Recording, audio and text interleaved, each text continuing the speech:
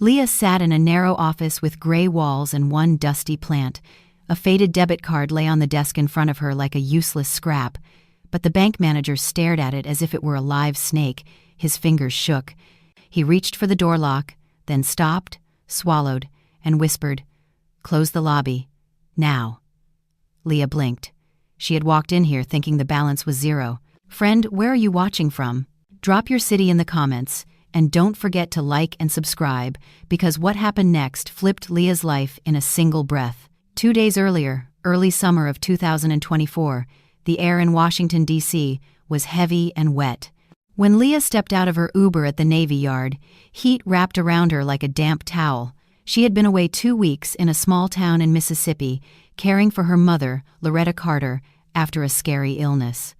Now Loretta was stable. Leah was coming home, tired but warm inside, ready for her bed and for her husband.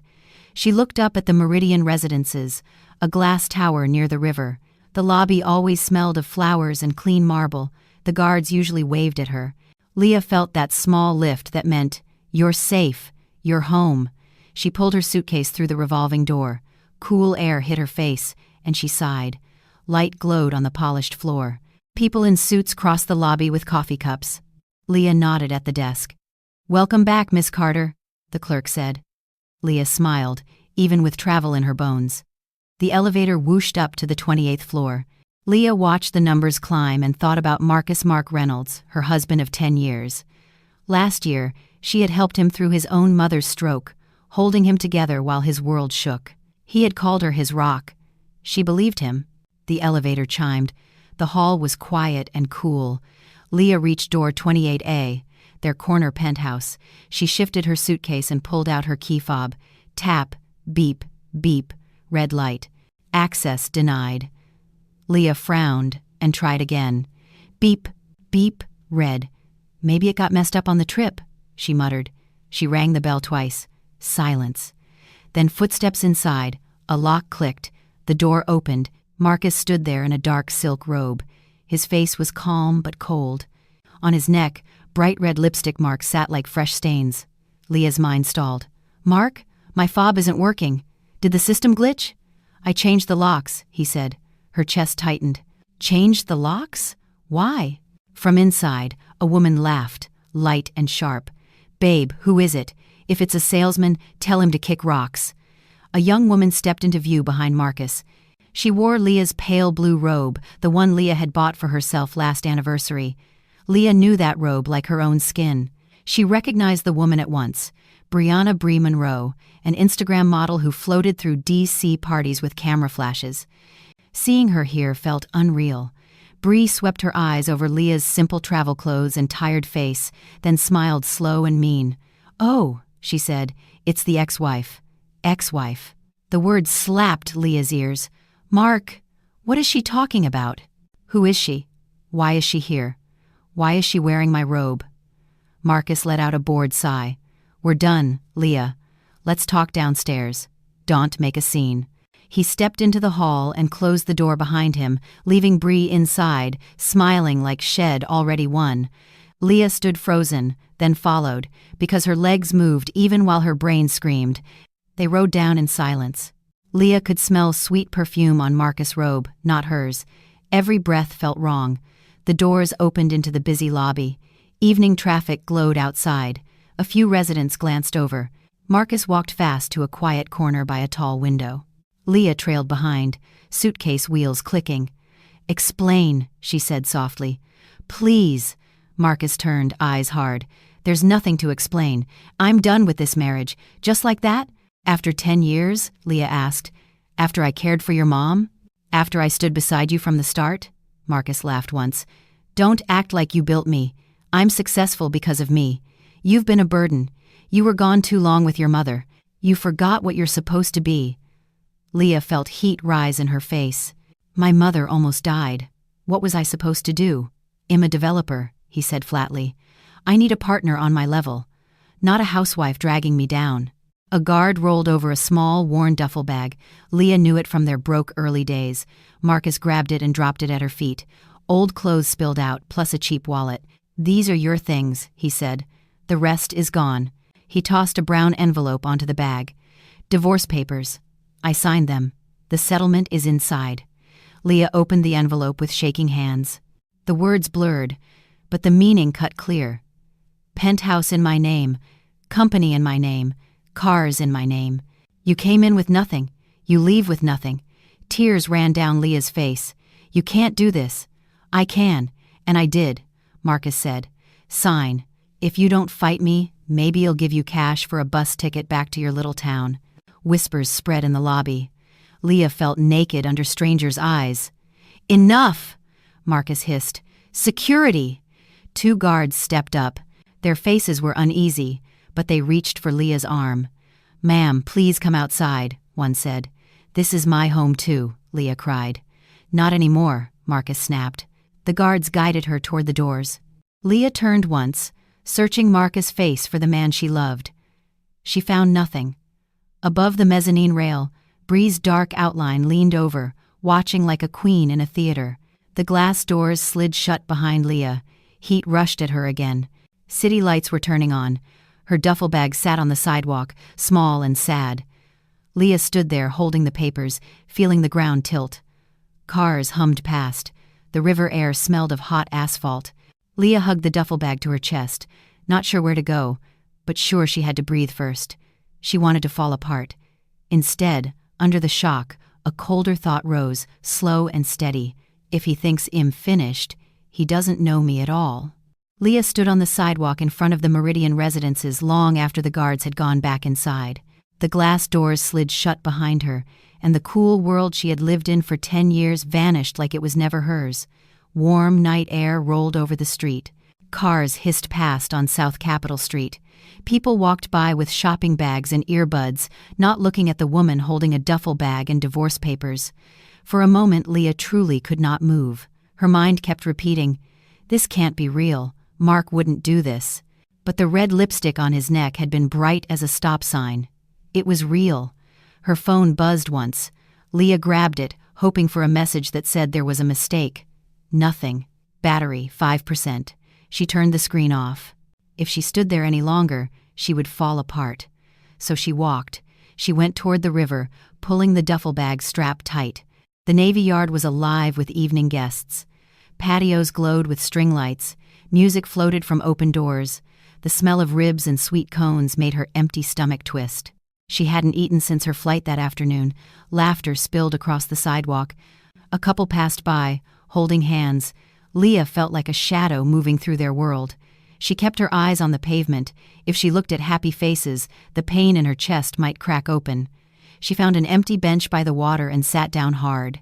The river was dark, and city lights trembled on it. Across the water, the monuments stood still, like they were guarding a life that did not include her anymore. Leah opened the wallet Mark had thrown at her. Inside were 2 $10 bills and a few store cards. $20. That was all the money she had. A small sound escaped her throat, half laugh, half sob. $20 could buy a cheap meal and a metro ride, but it could not buy safety for the night. She put the bills back carefully, like they might melt. She tried to think straight. Call Mom? No. Loretta was still healing in Mississippi. Leah could not drop this pain on her. Call a friend? Most of her friends were also Mark's friends. She didn't know who was truly hers anymore. She wiped her face and opened her banking app. A single number showed up. $0. Leah checked again. Still zero. Mark had taken every dollar from their joint accounts. Their savings, her old savings from before marriage, gone. It felt like a hand had reached into her chest and squeezed. The noise of the city faded. A cold weight settled over her shoulders. She might sleep outside tonight in a city that could be cruel to a woman alone. She stood and walked again, leaving the bright restaurants behind for quieter streets. The heat clung to her, but night air was cooling. The sounds of traffic became a steady hum. Near a closed museum entrance, she found stone steps under an overhang. No crowds, no guards. Leah lowered herself there with her duffel bag and sat close to the wall. She tried to make herself small. Night deepened. Sirens wailed far away. A bus sighed at a stop. Every sound made her body tighten. She was not used to feeling unsafe. She was used to doors opening when she tapped a fob. She checked her phone. 3%. She turned it off and tucked it deep into her bag. In the dark, memories came anyway. Mark in their first tiny apartment saying, "One day we'll live high enough to see the whole city." Mark on one knee, promising forever. Mark, last year in a hospital waiting room, whispering, "You're my rock, Leah." Those words felt like dirt now. Tears slid down her face without a sound. She didn't want anyone to notice. After a while, the crying eased. Hunger rose sharper. She pulled out the $20 again. She could buy something hot, but then she would have nothing left at sunrise. Leah had grown up watching her father count bills at the kitchen table. She knew the last money in your pocket is for survival, not comfort. So she kept the cash. She leaned back against the wall and tried to sleep. Sleep came in thin slices. She woke to footsteps, to trash trucks, to sirens splitting the air. Each time she woke, she checked that her bag was still there and told herself she was still alive. Before dawn, the city quieted. The sky turned deep gray. A bird called once, then again. The world began to wake. Leah sat up slowly. Her back ached. Her throat felt dry. She found a public fountain and splashed water on her face. She smoothed her hair with her fingers, looked at her reflection in a dark window, and raised her chin. "Okay," she whispered. One step at a time. She turned her phone on. 2%. She searched fast for a cheap motel and a shelter. Everything close cost far more than she had. Shelters had waiting lists. Her chest tightened, but she turned the phone off. Panic would steal the only thing she still owned, her mind. She sat on the edge of a planter, letting the morning sun warm her arms. People passed with cups of coffee, talking about meetings and plans. Leah listened. It reminded her that life could be normal again, even if hers was not normal now. She made a list in her head, the way her father used to do. First, get through today. Second, find a safe place before night comes again. Third, learn what Mark really did with their money. She would not solve everything in an hour. She just had to keep moving in the right direction. Leah walked toward a small corner store and stood outside its window. She wanted to buy a sandwich, but she held herself back. $20 had to last. She drank water from another fountain instead.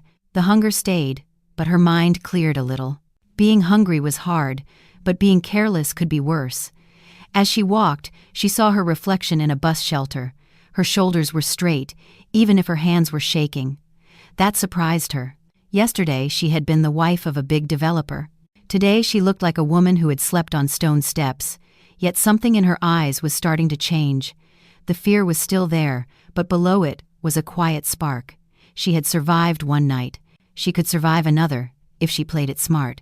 She crossed into older streets where the buildings were lower and made of brick. Georgetown always felt like a part of the city that remembered its past. Her father used to bring her there when she was young, saying old places held old truths. Leah did not know why she was heading that way now, but her feet trusted the memory more than her thoughts did. At a red light, she stopped and watched the river again, this time from higher ground. Boats moved slowly on the water. The world was not ending, only her old life had ended. That mattered, but it also meant there was space for something else to begin. Under a tree on a quiet sidewalk, she opened her wallet again. She needed to be sure of what she had. Her fingers brushed a faded photo in the back slot. She pulled it out. It was her father, Samuel Papa Sam Carter, standing in the sun with pecan leaves behind him. He had been a simple man to most people, but to Leah, he was steady ground. He had died 10 years ago, just before she married Mark. Leah stared at the photo and whispered, "Papa, I don't know what to do." Behind the photo, her fingers found another card. She slid it out. A faded blue debit card, edges peeling. The logo was old and almost rubbed away. Her breath caught. Heritage Trust of the South. She hadn't seen it in years. It had been buried under loyalty cards, forgotten like a key to a door she never planned to open.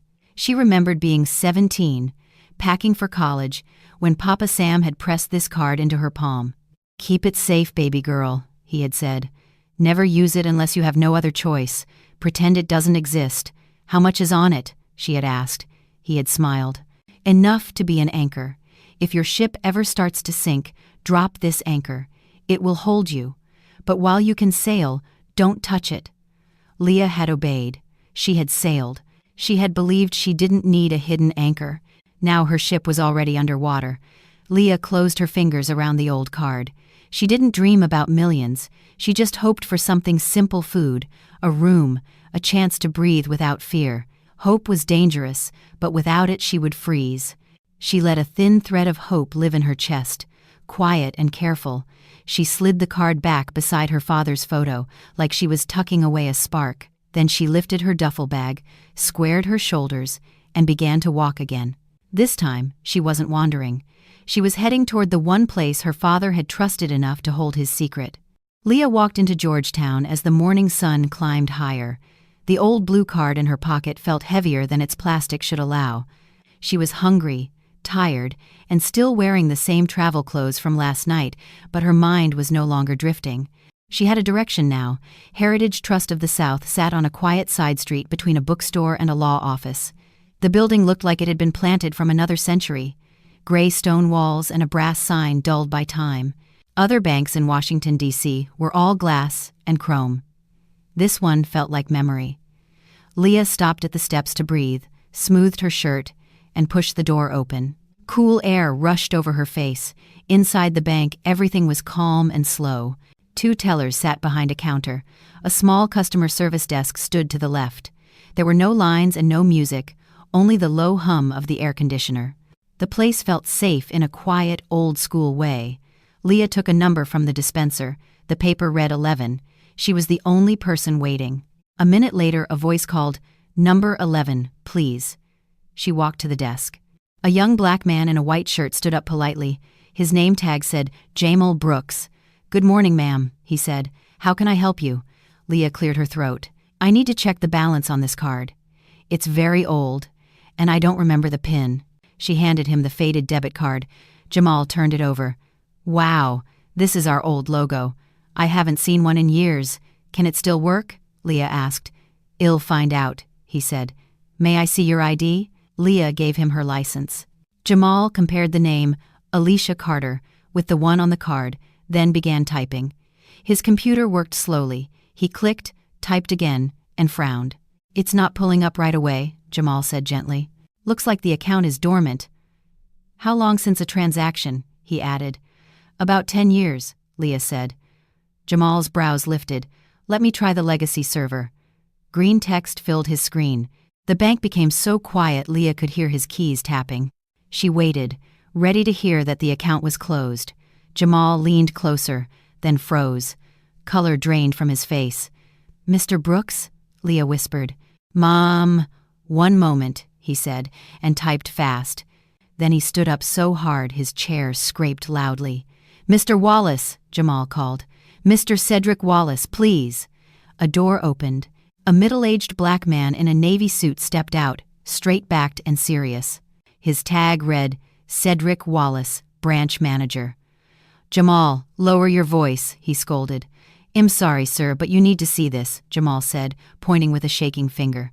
"Account in Alicia Carter's name. Inheritance from Samuel Carter. Mr. Wallace walked over with a tired look. He glanced at the screen. His face went still. Confusion flashed, then fear. He looked from the monitor to Leah and back. "Mrs. Carter?" he asked softly. "You are Samuel Papa Sam Carter's daughter?" "Yes, sir," Leah said. "Did he leave debt? Was he in trouble?" "No, ma'am." Mr. Wallace turned sharply to Jamal. "Close your window. Put up the close sign. Now." Jamal flipped the sign and dimmed his screen. "Please come with me, ma'am," he said. Mr. Wallace led Leah into a small office and locked the door. He paced once, then sat down, hands trembling as he turned his computer on. "You surprised this branch today?" he began. "Look." The screen showed no simple dollar balance.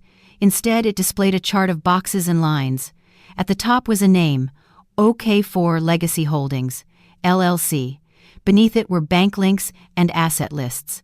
Leah stared. "That's a company." "Yes," Mr. Wallace said.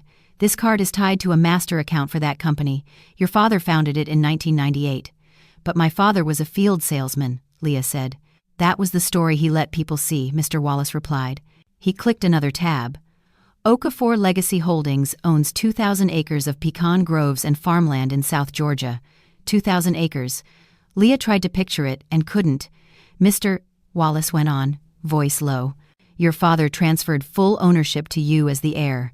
He added a special clause. What clause? Leah asked. He pointed to a line of text. The company activates automatically if the heir accesses this master account in a desperate situation, or if her personal accounts reach a zero balance. Leah's eyes widened. Her father had said, "Drop the anchor only when you truly need it." He had known a day like this could come. "So it's active now?" Leah asked. Mr. Wallace nodded.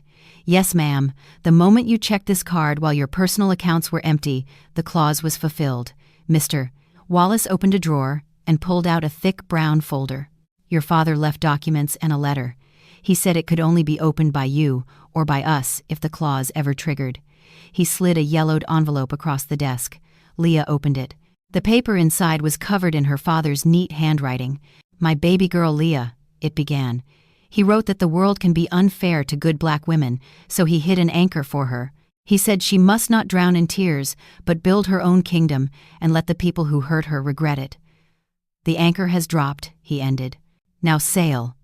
Leah read the last line twice. Her father's voice seemed to fill the tiny office. She could almost see him sitting across from her, the way he used to sit at the kitchen table with his rough hands wrapped around a mug of coffee. He had never gone to college, yet he had planned like a man who could see 10 moves ahead. He had protected her without making her soft. For a few seconds, Leah let herself feel the ache of missing him. Then the ache turned into a steady heat. Not anger, not joy, something cleaner. Behind her, Jamal stood quiet as a statue. His eyes moved from the letter to Leah's face, as if he was watching someone wake up from a long sleep. Mr. Wallace kept his hands folded, waiting. He looked worried in the way people look when they realize a quiet storm has entered the room.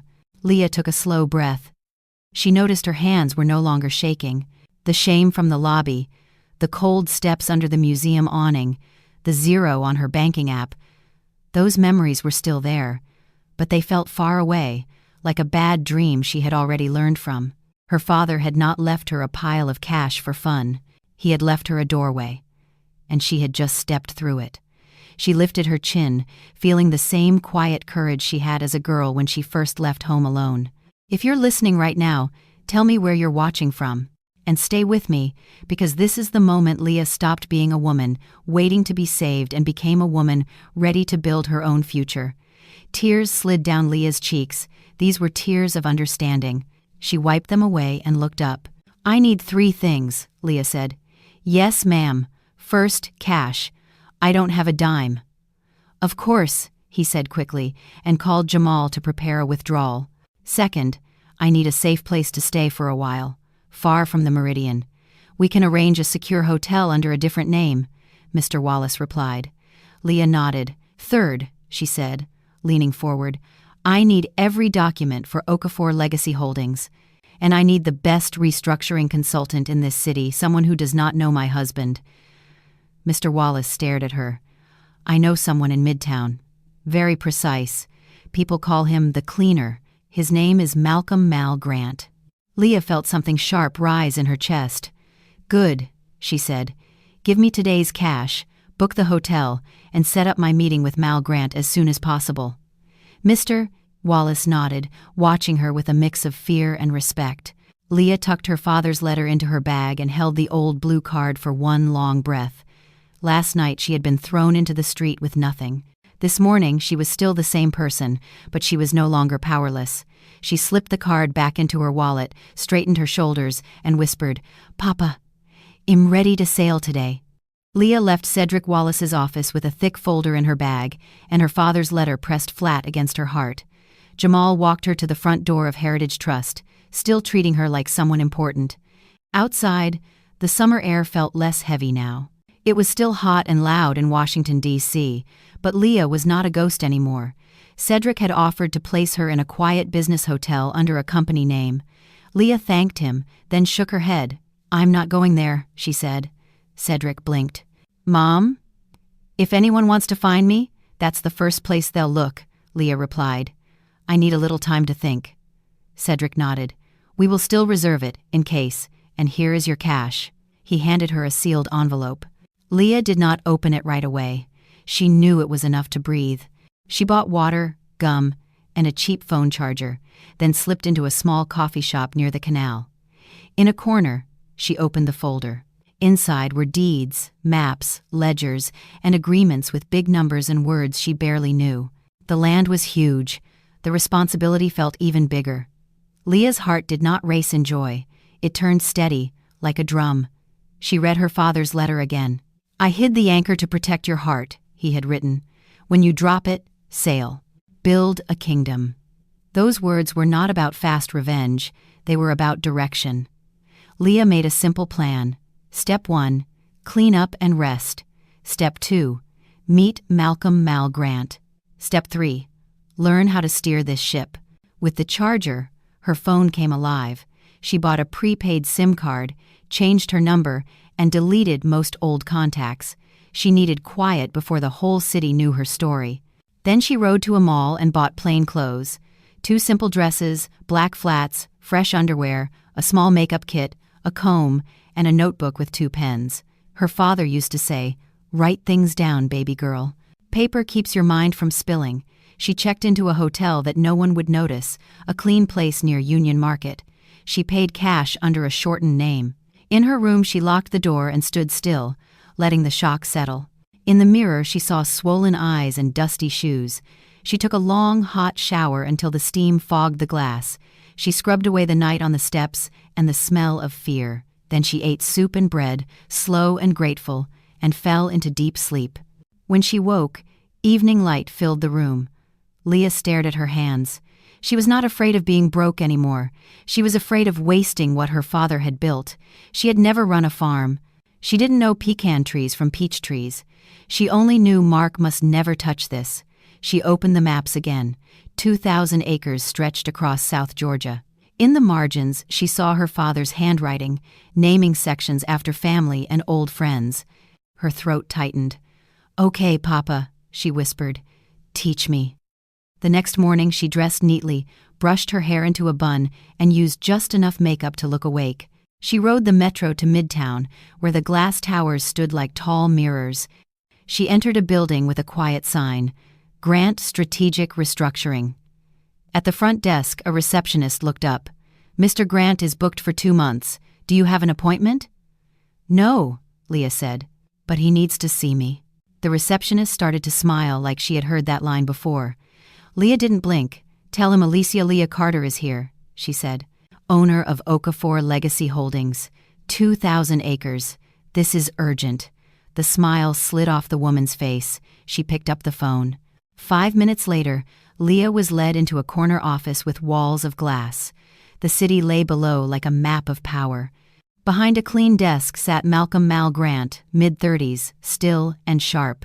His rolled sleeves showed strong forearms.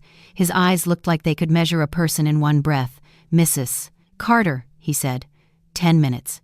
"Okafor Legacy Holdings is dormant agricultural land. Why are you here?" Leah sat without waiting to be invited. "The company woke up yesterday. I inherited it from my father. The land is real. The assets are larger than I knew. I need it modernized and protected. I need to learn how to lead it." "And your problem is only business?" Mal asked. "My second problem is my ex-husband," Leah said. "Marcus Reynolds. He threw me out and demanded everything. He doesn't know about this company." Mal leaned back a little. "Interesting. What do you want from me?" "A full restructuring," Leah answered. "Audit every asset. Build new operations and management. Make this company strong in today's market, and teach me how to use this power. I'm expensive. I know. I don't do personal drama." "I'm not asking you to fix my marriage," Leah said. "I'm asking you to help me win a business war. The drama is just a side wind." For the first time, Mal smiled slightly, a quick flash of respect. "You're calm. Most people come in here crying or greedy." "I did my crying on the sidewalk," Leah said quietly. "Today I'm here to work." Mal nodded once. "All right, I'll take you on. We start with numbers, then law, then people. You learn fast or you drown." "I will learn," Leah said. He stood and handed her a thin folder. "Read these tonight. Basic agribusiness reports. Tomorrow 8 a.m. My team meets you. We don't waste time." Leah took the folder. When the elevator doors closed behind her, she let out a long breath. A door had opened. Back at her hotel, she didn't stay long. She needed a safer base than any place a private investigator could trace. With Mal's guidance and Cedric's quiet help, she chose something solid, not flashy. 3 days later, through the company, she bought an old historic house on a hill in Anacostia, a neighborhood with deep black history. The brick and stone walls looked like they had survived storms for 100 years. Leah paid in cash. The deed was clean. "This feels like a home that remembers," she said when she stepped inside. "It's smart," Mal replied. "New money buys glass, old power buys stone." They turned a large room into a war room. Mal brought 2 analysts and a lawyer. Laptops lined the table. Maps spread across the wood. For 2 weeks they worked hard, morning to late night. Leah sat through every meeting. She didn't drift or complain. She asked questions, learned the words, and wrote notes until her hand cramped. She learned her father hadn't only bought land. He had bought small shares in food companies long ago, pecan processors, fertilizer makers, trucking groups. Those shares were now worth more than the groves. She learned about water rights, crop cycles, insurance, leases, and hidden risks. Every fact felt like another plank in a bridge. The work was not easy. The first week, Leah's head hurt from new terms. Mal talked about cash flow and liability as if they were simple as breathing. Leah would stop him and ask, "Say that again, but like I'm 10. Mal would pause, then explain with blunt patience. "Cash flow is the water in your pipes," he told her. "If it stops, the whole house dies." Leah wrote that down and underlined it twice. They called suppliers in South Georgia, men who had known her father. Some were old farmers with slow voices. Some were young managers with fast talk. Leah listened more than she spoke. When she introduced herself, there was a short silence, then a soft, respectful, "Yes, ma'am." She felt her father standing behind her in those moments. Mal also showed her the weak spots. A few leases were outdated. One grove had water rights that would expire soon. Some workers were paid too little under old contracts. Leah felt anger rise, not at her father, but at the world that had moved while the company slept. "We fix it," she said. "We don't repeat old harm." Mal didn't argue. He just watched her, as if taking notes on her character. At night, after the team left, Leah stayed in the war room alone. She practiced reading balance sheets the way some people practice piano. She circled numbers, drew arrows, and asked herself, "What does this mean? What does this hide?" Sometimes she missed Mark, not for who he was, but for who she thought he was. The memory hurt like a bruise. Then she would open her notebook again and keep going. By the second week, Leah started answering questions before Mal asked them. She caught a mistake in a valuation report and pointed it out quietly. Mal looked at her, surprised, then said, "Good catch." That tiny praise felt better than any apology Mark could ever give. She knew this was the beginning, and she was ready. Mal watched her like a teacher watching a student who keeps surprising him. He expected fear or hunger for money. Instead, he saw focus. One night near midnight, he closed his laptop. "You're not greedy," he said. "Why?" "Because this isn't a lottery ticket," Leah answered. "It's my father's life. If I treat it like a toy, he'll lose it." Mal gave a small nod. "Good answer." During those weeks, Leah changed on the outside too. Not to show off, but to match her new role. She cut her hair into a neat bob. She traded soft dresses for tailored suits in dark colors. She wore simple reading glasses while studying because they helped her focus. Her shoes were low but strong. Her clothes said she knew where she was going. The biggest change was in her eyes.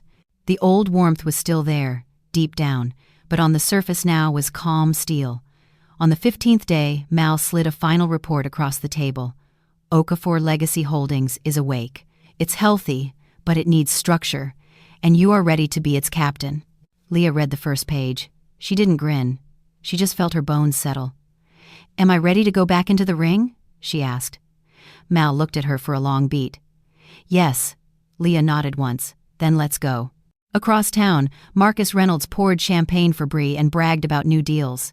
He had no idea the woman he kicked into the street was now sitting in a stone house, with a war room full of maps, waking a ship under her hands. He thought Leah was gone. Leah was rising. 2 bright weeks passed in Washington, D.C. But Marcus Reynolds felt as if the sun only shined on him. He woke up in the penthouse at the Meridian Residences with Bree in his bed and a city map in his head. He told himself the hard part was over. Leah was gone. The divorce papers were waiting. The bank accounts were cleaned out. The home, the cars, and the company all sat under his name.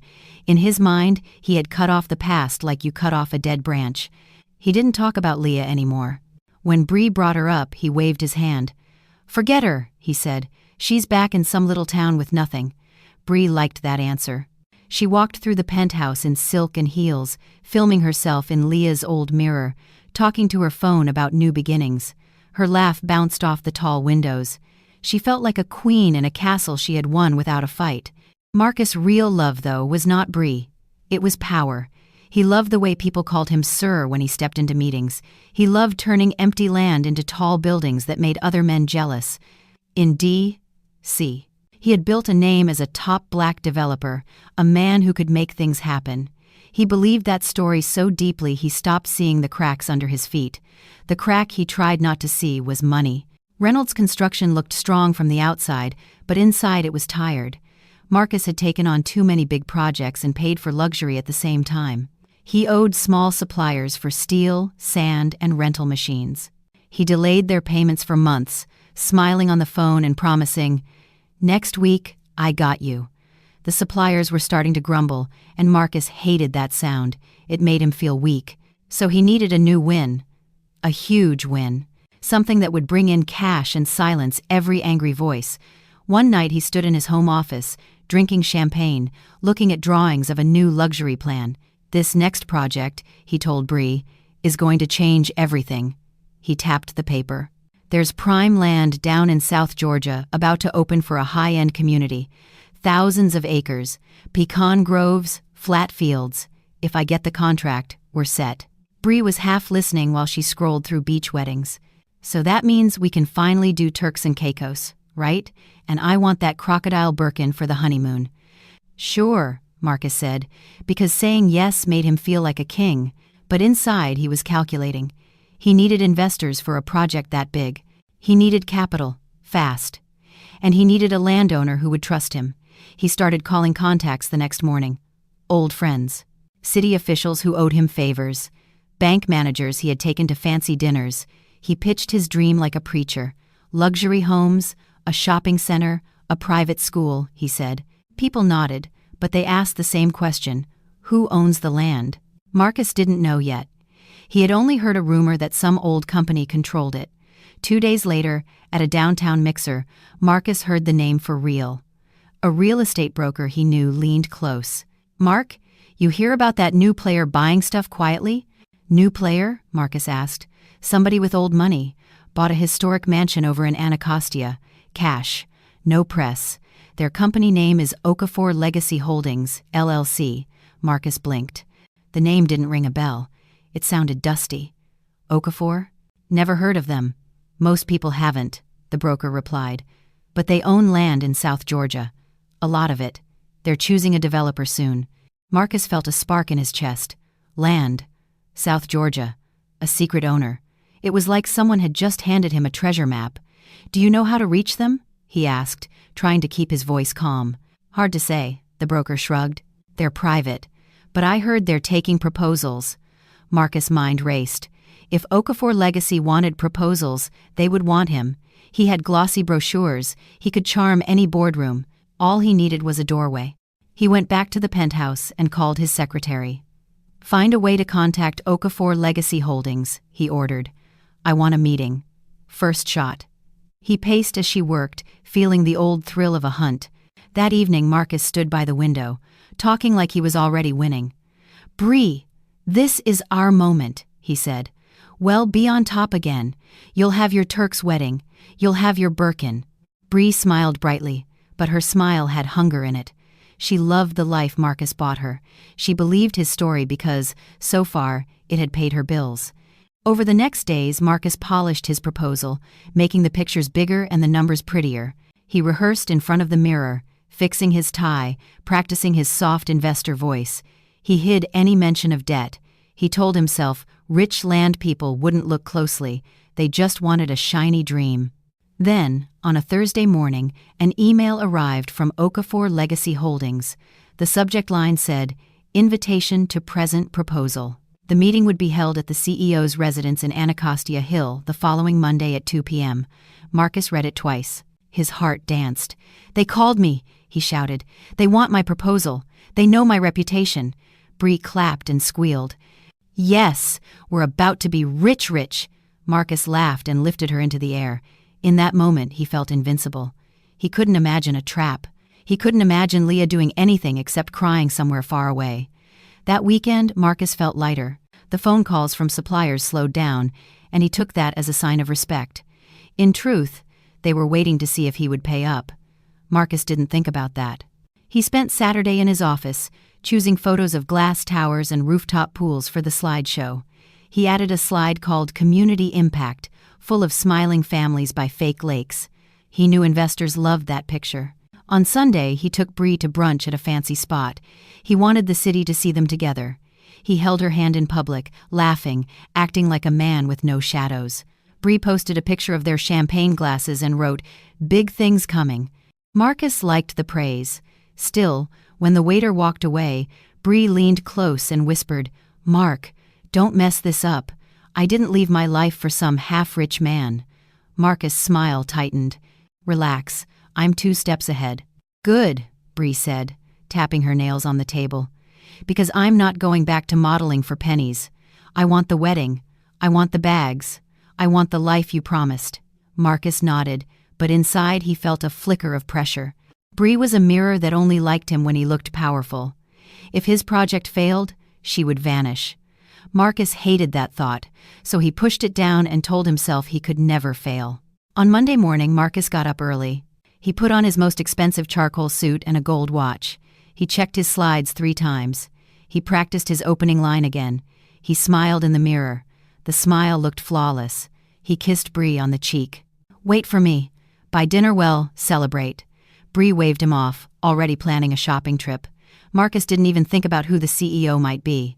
In his mind, the CEO was an old man or a quiet family trust, someone he could impress. He didn't know the mansion in Anacostia Hill was now Leah's home.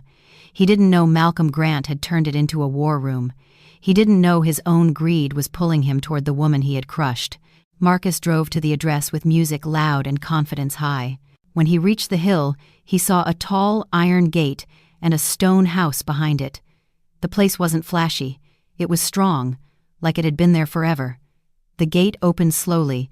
Marcus felt a twist of respect. "Old money," he murmured. A quiet assistant met him at the door. "Good afternoon, Mr. Reynolds. Please wait in the meeting room. Our consultant is here. The CEO will join you shortly." Inside, the foyer smelled of wood and history. Heavy paintings hung on the walls. Soft light fell on antique chairs. The house didn't shout wealth. It whispered it.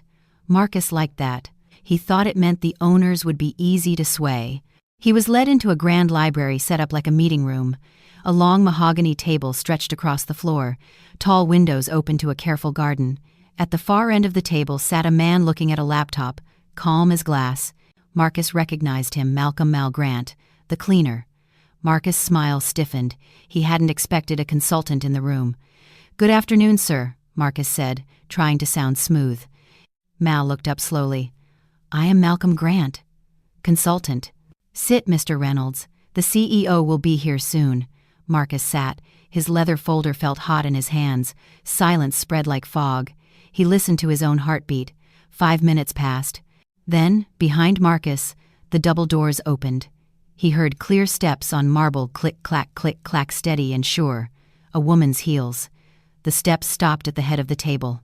"Sorry to keep you waiting," a voice said. Marcus froze. The voice was familiar in a way that made his skin prick. He turned his chair slowly, and there she stood. Marcus turned his chair and felt the air leave his lungs. At the head of the long table stood Leah Carter, not the Leah who had been dragged onto the sidewalk 2 weeks ago. This Leah wore a navy dress that fit like armor. Her short bob was smooth and sharp. Thin reading glasses rested on her nose. Her face was calm, like a lake that had frozen over. For a second, Marcus thought he was seeing a ghost. His mouth opened, but no sound came out. Leah walked to the chair at the head of the table and sat down as if she had always belonged there. Malcolm Mal Grant stepped to her side, holding a tablet. "Good afternoon, Mr. Reynolds," Leah said. Her voice was steady and clear.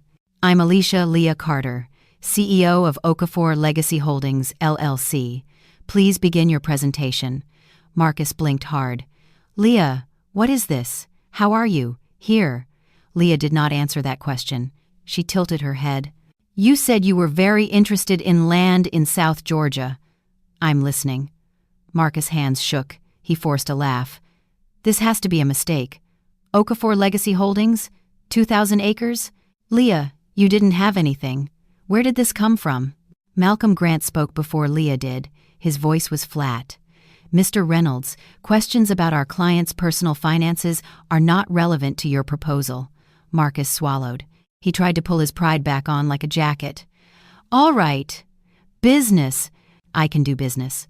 He opened his folder with stiff fingers and clicked on his laptop. The first slide filled the screen. Golden Oaks Estates, luxury homes, private lakes, a golf course. Marcus started talking fast. He used his best, smooth voice. He talked about vision, community, and value. He pointed to bright pictures of fancy pools. He said people would pay top dollar to live there. He said his company could build anything on time. He said the profits would be huge. Leah watched without expression. She didn't nod. She didn't frown. She just listened. After 7 minutes, Marcus finished with a flourish. "That's the plan," he said. "If you partner with Reynolds Construction, you're choosing the best builder in the region." Silence sat on the table. Then Leah turned to Mal. "Mr. Grant, your thoughts?" Mal tapped his tablet once and looked at Marcus. "Conceptually ambitious," he said, "but financially weak." Marcus' smile wobbled. "Weak? What do you mean weak?" "Your estimates assume perfect costs and perfect sales," Mal replied. "There is no risk analysis. Your cash reserves shown here are not supported by your filings. Your debt ratios are hidden. In short, Mr. Reynolds, this proposal is built on hope, not math." Marcus felt every sentence like a nail. He glanced at the tall windows and caught his own reflection, sharp suit, tight jaw, eyes darting. He remembered the night in the lobby when he had called Leah a burden. Back then he had felt tall. Now he felt small, as if the chair had shrunk under him. He tried to speak, but his tongue stuck. In his head he raced through excuses. She must be pretending. She must have borrowed money. She can't really own this. Yet the room said otherwise. The stone mansion, the quiet staff, and Leah's gaze told him his old game was finished. He knew every lie he built was about to fall today. Marcus felt heat rush into his ears. "That's not true. My company is strong. I'm a leader in D.C." Leah lifted one hand. "Mr. Reynolds, I'm not here to argue about your reputation. I'm here to protect my land and my company." "My land?" Marcus echoed, still stuck on that word. Leah leaned back in her chair. Her tone stayed polite, but each word hit like a hammer. "Yes, the South Georgia land you want belongs to Okafor Legacy Holdings, and Okafor Legacy Holdings belongs to me." The room went very still. Marcus stared at her as if he could rearrange reality by staring. "No," he whispered, "that can't be right." Leah looked at him. Her eyes were not angry. They were empty of feeling toward him. "It is right." Marcus' nerves began to burn. He grabbed for another path. "Look, Leah, I don't know what happened, but this is big. We can work together. You know me. We were partners for 10 years. I built an empire. You can't run a farm alone. You need my experience." Leah's mouth curved into a small smile that did not reach her eyes. "I know you very well, Marcus. That's why we are talking in a professional room, not over dinner." Marcus tried to laugh again. "Professional, sure. Then let's keep it simple. I have the best team. We can sign a joint venture. I'll handle the building. You'll handle the land. Well, both win." Mal shook his head once. "Not so fast." Leah stood. The sight of her rising made Marcus sit straighter without meaning to. "I will give you one chance," Leah said, "but I will not invest $1 in a company that hides its truth." Marcus' eyes lit up with hope. "Thank you. You won't regret it." Leah turned to Mal. "Your team will do full due diligence." Mal nodded and faced Marcus. "We need your accounting records, your list of assets, and your list of debts. We will verify your tax filings. We will inspect your past projects for compliance." Marcus' throat went dry. Opening his books was the last thing he wanted. "Why so complicated?" he snapped. "It's me. You know me." Leah's voice cooled another degree. "You stopped being my husband the moment you threw me out. From now on, you are a developer asking for my trust. Trust is earned." Marcus felt the floor tilt. He forced his jaw to unclench. "Fine. Audit." "I'm not hiding anything." Leah nodded once. "Good afternoon, Mr. Reynolds. Mr. Grant's team will contact you." An assistant opened the doors. Marcus gathered his folder. His legs felt weak as he walked out. He wanted to turn back and say something sharp, but Leah was already looking down at her tablet, as if he were finished. In the car, Marcus gripped the steering wheel until his knuckles turned white. He drove away from the mansion in a fog. His mind kept looping one word: impossible. Back at the penthouse, Bree was on the sofa, filming a makeup video. She looked up, bright and hungry. "Babe, how did it go? Did we secure the land? Are we rich yet?" Marcus threw his folder on the table. "Shut up for a second," Bree blinked. "Excuse me?" Marcus paced. "The CEO is Leah." Bree laughed once. Sure, it was a joke. "Your ex-wife Leah? The one you kicked out?" "It's her," Marcus said. "She owns Okafor Legacy Holdings. She owns the land. She hired Malcolm Grant." Bree's smile slid away. Her skin went pale. "No, that's a bluff. She can't be that smart. She must be someone's kept woman." Marcus didn't hear her. "She wants to audit my company. Full due diligence. If I refuse, she gives the land to another developer." Bree stood up, panic turning into anger. "That woman is ruining everything. Who does she think she is?" "She thinks she's the owner," Marcus snapped. "Because she is." Bree's eyes narrowed. "Then ill handle her." "Don't," Marcus warned. "Stay out of it." But Bree was already pulling out her phone. She knew the places where DC's new black elite gathered: rooftop cafes, designer boutiques, wine bars near U Street. 2 days later, Bree found Leah at a quiet boutique cafe in Georgetown. Leah sat alone by the window with a tablet and a cup of tea. She wore a simple black suit, calm and focused. Bree walked in fast. She wore bright red heels, a designer bag, and a smile too sharp. She slammed her hand on Leah's table so hard the cups rattled. "Well, well, well," Bree said loudly. "Look who crawled back. Mrs. CEO, huh? From sleeping on sidewalks to sipping tea in a fancy spot." Heads turned. Leah looked up slowly. She took in Bree's face, her clothes, her loudness. Then Leah looked back down at her tablet. She said nothing. That silence made Bree shake with rage. "Hey, I'm talking to you. Don't play deaf. Who do you think you are? You're bothering Marcus. Stay away from him. Has mine now." Leah set the tablet down gently. Her voice came out soft, but each word was clear. "Yours? Yeah, mine," Bree snapped. "He chose me, not you." Leah tilted her head. "People usually don't own people. Objects are owned, Miss Monroe, not humans." Bree's cheeks burned. "Stop acting holy. You're jealous. You want him back." Leah gave a small cold laugh. "Pick up the trash I already threw out? Why would I do that?" A few people in the cafe gasped. Bree's eyes flashed. "Trash? You think you're better than me now?" Leah stood. She was not taller than Bree, but the air around her felt taller. She leaned slightly forward. "Listen carefully," Leah said. "I'm not interested in Marcus as a man. I'm interested in his company as a business risk." Bree opened her mouth, then closed it. "Liar." Leah reached into her purse and pulled out a black metal card. She set it on the table. Then she called the waiter. "Check, please. And bring a second check for this lady. I'm paying." Bree froze. "What?" Leah looked at her, eyes calm. "Consider it charity. You'll need it more than I do." The waiter nodded, stunned. Leah picked up her tablet and walked out without a glance back.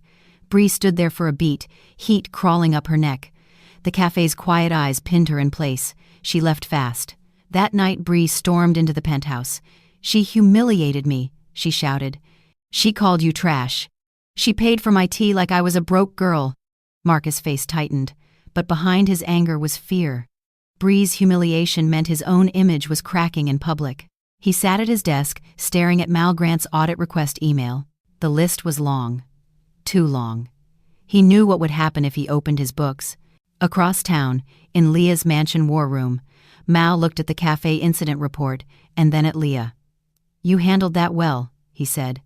Leah's face stayed calm. "I didn't want to shout. I wanted her to feel the truth." Mal nodded once. On the big screen behind him, charts of Reynolds Construction glowed red with warning. "Are you ready for the next step, Miss Carter?" he asked. Leah looked at the screen, then out the window. Her voice was steady. "I'm ready." In her mind, she heard her father say, "Sail on, Leah."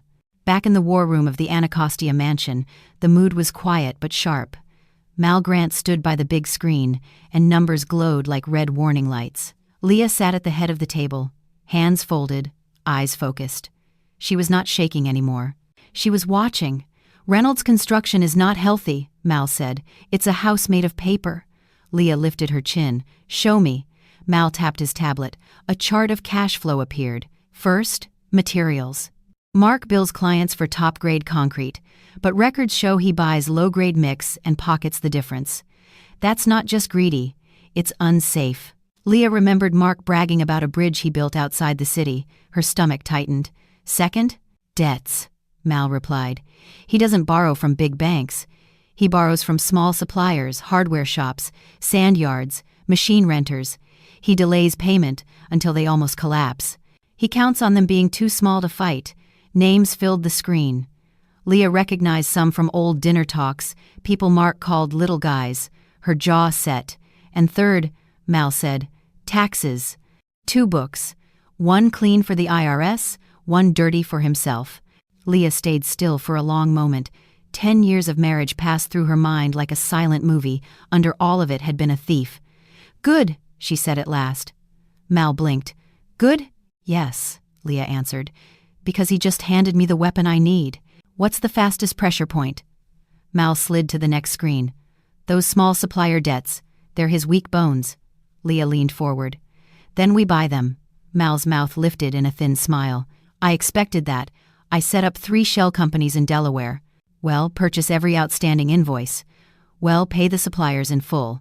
They'll sign the debt assignments to us. Timeline? 7 days, Mal said. And Mark will never know who paid them." Leah nodded once. "Do it." The next week moved like a quiet storm. Mal's team called each supplier as a different company, offering full payment in cash. The suppliers were shocked, suspicious, then relieved. All signed. By Friday, every debt Mark had been dodging was no longer owed to them. On Mark's side of town, something felt strange. His phone stopped buzzing with angry calls. No more late-night voicemails saying, "Pay us or we sue." He took it as proof that Okafor Legacy Holdings was about to fund him. With the pressure gone, Mark decided it was time to win Leah in a different way. He still believed the old Leah had to be somewhere inside her new suit. He sent a huge bouquet of white roses to the mansion with a note. "I was wrong. Let's talk like we used to." Leah stared at the flowers as if they were a dead animal on her porch. She almost threw them out, but Mal stopped her. "Go," he said. "Let him dig deeper." That night, Leah went to a restaurant near DuPont Circle, the one where Mark had once proposed. The place glowed soft gold, full of quiet music. Mark was already waiting in a dark suit. He stood fast, smiling wide, acting like the past could rewind. "Leah," he said, reaching for her hand. "I've missed you." She let him take it. His palm felt warm. Her skin felt cold. "I'm sorry," Mark began, eyes moist with practice.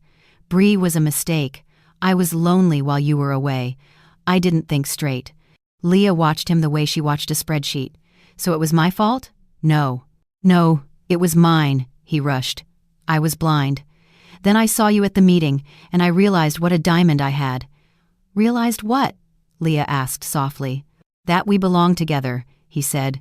"We can be the strongest team in D.C., you with your land, me with my talent. Forget Mal Grant. You don't need him. You need me." Leah pulled her hand back slowly. "Your acting is strong, Mark. Stronger than your proposal." Mark's smile flickered. Then she added, as if thinking out loud, "Maybe we could fix things. But I can't mix personal and business." He leaned forward, hungry for that word fix. "Of course, business first. Tomorrow, 10 a.m., in my meeting room," Leah said. "Bring your lawyer if you want. After we settle the audit issues, then we can talk about us." Mark's face brightened. "You're giving us a chance?" Leah stood to leave. "I'm giving you a chance to be honest." Mark watched her walk away and felt sure he had won. On the drive home, Mark replayed the dinner in his head and smiled to himself. He told Bree, "She's coming back. She still loves me." Bree didn't look convinced, but she kissed him anyway, because she wanted the land more than the man. Mark slept that night like a boy who thinks he has cheated fate. He did not read Mal's audit email again. He did not think about his unpaid bills. He only pictured Leah in that restaurant, letting him hold her hand. In his mind, tomorrow would end with a handshake, a check, and victory. The next morning, Mark arrived at the mansion early, holding roses again, no lawyer in sight. He expected warm coffee. Instead, he walked into a room that felt like court. The long mahogany table was covered with thick binders. Mal stood by a projector. Leah sat at the head chair, calm as stone. "Sit down, Mark," she said. His roses drooped in his hand. He lowered himself into the chair. Mal slid the first binder toward him. "Mr. Reynolds, these are your verified supplier debts." Mark frowned at the list. "Why are you showing me this?" "I'm negotiating with them." "They don't need negotiation now," Leah said. "They've been paid." Mark looked up, confused. "Paid by who?" Leah pointed to herself. "By me." Mal pushed a second binder across. "Through 3 investment companies affiliated with Okafor Legacy Holdings, we purchased every outstanding invoice. Here are the signed assignments." Mark flipped to the first page. His eyes widened. "In other words," Leah said, leaning in, "your company no longer owes those suppliers. Your company owes me." Mark's face went pale. I can pay. Give me time. I'll pay in installments." Leah's voice stayed even. "I'm not interested in doing business with you. And I'm not interested in getting back with you. I want my money now." She opened the third binder. According to the assignment clause, the full amount is due immediately. Mark's mouth hung open. "Immediately? That's impossible." "You owe $500,000, Mal said plainly. 24 hours. 24 hours? Mark shouted. "No one has that kind of cash." "I do," Leah replied. Mark stood up halfway. "You trapped me." Leah stood too. "A trap is when you trick someone into losing what they deserve. I'm only taking what is mine. Just like you did to me." She tapped the documents. "If you don't pay by 10 tomorrow morning, our lawyers will file liens on your penthouse, your office, and every machine with your logo." Mark's chest heaved. He looked at Leah as if she had turned into a stranger. 24 hours, she said again. "Good morning, Mr. Reynolds." Mark left the mansion in a storm. By hour 2, he called his bank manager and begged for a loan. The answer was no. He called friends, partners, and officials. Some didn't answer. Some said they couldn't help. The rumor of his audit had leaked, and nobody wanted to stand near him. By evening, Mark returned to the penthouse, eyes wild. Bree was twirling in a new dress, smiling at her mirror. "How do I look, babe?" "Sell it," he snapped. She froze. "What?" "Sell everything," Mark barked. "Bags, shoes, jewelry. We're broke." Bree's face turned hard. "Those are gifts. Leah bought my debts." Mark yelled. "She wants $500,000 in one day." Bree's panic turned to rage. "That woman. She's doing this to hurt me." Mark didn't answer. He was already calling again, watching the clock devour him. Night crawled by. At 9:30 a.m., Mark sat on the penthouse floor with his head in his hands. 10 o'clock was 30 minutes away. He had nothing. The doorbell rang. Mark jumped. For a wild second he hoped it was Leah coming to soften. He opened the door. Mal Grant stood there, calm as ever. 2 suited lawyers stood beside him, and behind them a county deputy held a thick folder. "Your time is up, Mr. Reynolds," Mal said. Mark's knees went weak. The deputy stepped forward, peeling bright seizure stickers from his file. At 10 o'clock sharp, the deputy began placing bright seizure stickers on the penthouse walls. Mark backed up as if the stickers were fire. Bree, who had been hiding behind the kitchen island, ran forward with a scream. "No!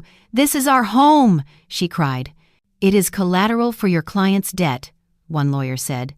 His voice was calm, like a teacher explaining math. "You must leave within 1 hour with your personal items."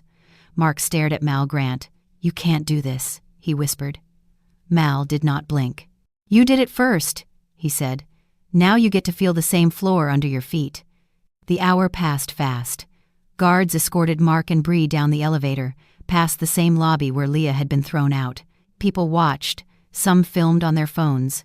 Mark's face burned with shame, but he had no words left. Outside, the summer sun was already hot.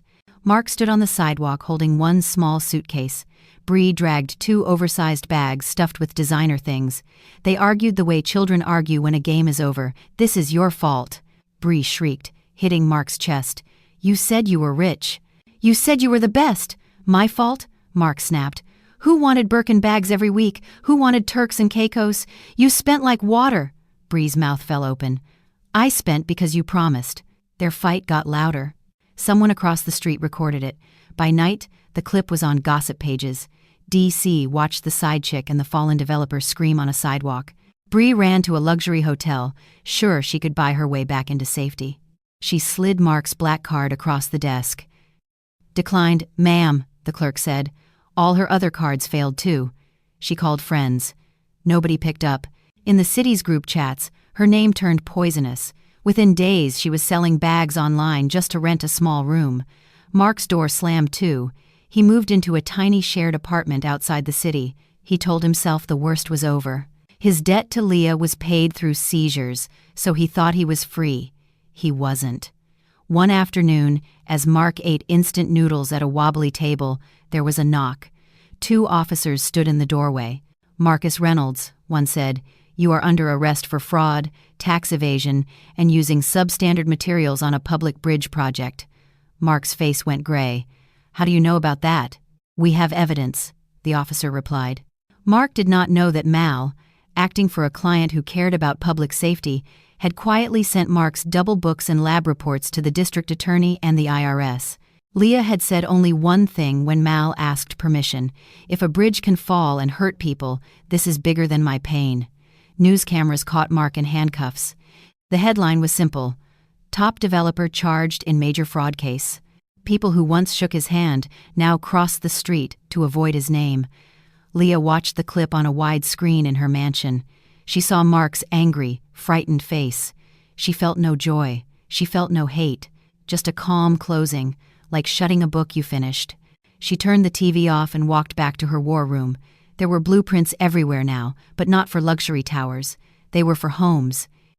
"Here is what we do next," Leah told Mal. "We sell his fancy furniture. We clear the penthouse, and we give the keys to Jamal Brooks at Heritage Trust. Tell him it's a bonus for being the first person who helped me stand up." Mal raised an eyebrow. "Poetic." Leah's eyes softened. "My father taught me to honor the good."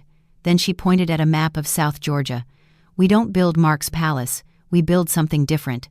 On the first 250 acres, Leah planned decent subsidized housing with a small school and a clinic.